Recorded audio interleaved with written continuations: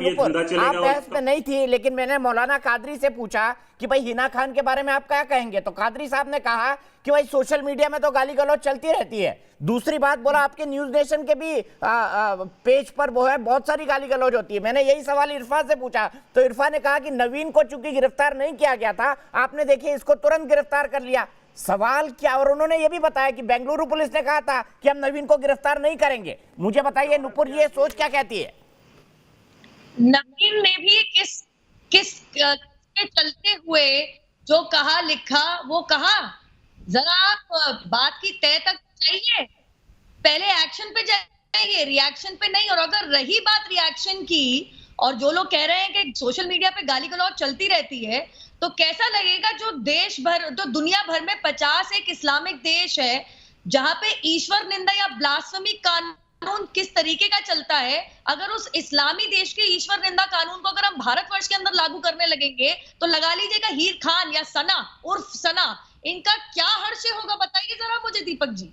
आप सोच सकते हैं कोड़े पड़ेंगे और पत्थराव करके इनकी जान ले ली जाएगी। मेरे को बोले दीजिए, आपके चिल्लाएंगे मैं आपसे ऊपर चिल्ला सकती हूँ, या आपको भली बात ही पता होगा, पूरा देश जानता है कि मैं आप सबसे ऊपर चिल्ला सकती हूँ। अपने समय पे बोलिए, तमीज से बात कीजिए। हम यहाँ कोड़े मारने वाला और पथराव करके जान लेने वाला देश नहीं है, लेकिन हीर खान जैसे लोगों के लिए यही सही है।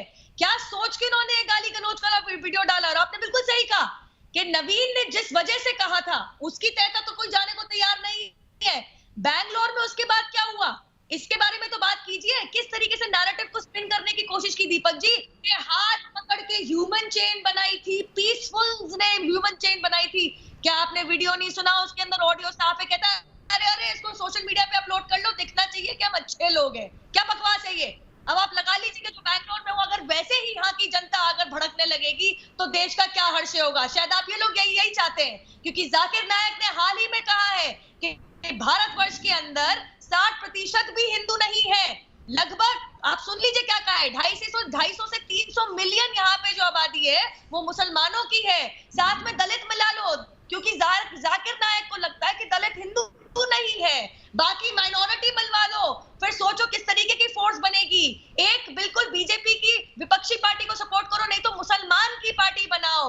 ये देखो कि एमवीए महाराष्ट्र में और केरला के अंदर जहां सबसे ज्यादा रेडिकलाइजेशन है, 127 लोग आईसिस के लिंक के सस्पेशन के ऊपर अरेस्ट हुए हैं केरला में, और उन सब के पास मेजॉरिटी में लिटरेचर जो पाया गया उसमें जाकिर नायक का लिटरेचर पाया गया है, उसके भाषण पाए गए हैं। जाकिर नायक उनको आगे क्या कहता है कि सारे इकट्ठे हो जाओ, फिर केरला आ जाओ और केरला के बाद हिजरा करो, जिसका मतलब है माइग्रेशन, इस्लामिक कंट्री में जाके रहने लगो।